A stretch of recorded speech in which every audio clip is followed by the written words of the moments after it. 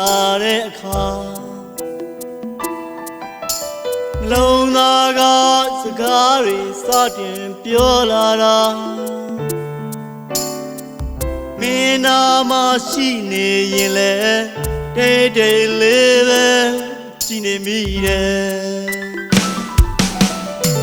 ပြောချင်တဲ့စကားလည်းရှိပေမဲ့အဆုံးဒီမထွက်လာနိုင်ရဲ့ဘူးမင်းရဲ့ပြုံးတစ်ချက်နဲ့ပေမဲ့ငါရင်တွေကလိုင်းတွေတုံလို့တယ်မပြောနိုင်တဲ့ချစ်ကူနဲ့ရောက်တယ်ပဲချိန်ခံစားနေတာမင်းသိရင်ကောင်းမလားမသိဘူးဒါပေမဲ့မင်းအတွက်ပဲဖြစ်နေတယ်အဝေးကနေသာကြည့်နေရတဲ့ငါမင်းမသိတဲ့ခံစားမှုတစ်ခုပါလုံးသားထဲမှာသိထားတဲ့အချစ်ရေရန်မပြောပြခဲ့ဘူး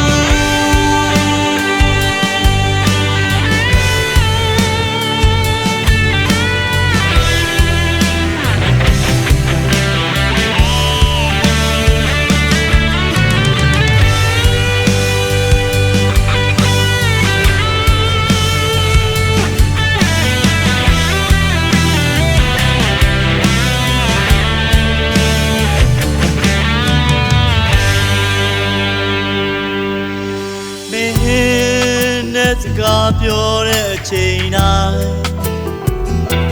ငါတန်ငါမြဲတေးစိတ်လို့နေတယ်ဒီနေ့ကဖြစ်တဲ့ဆိုတဲ့စကားတစ်ခါမှမထွက်လာနိုင်ခဲ့ဘူးခွင့်ရဲ့ရှိခဲ့ပေမဲ့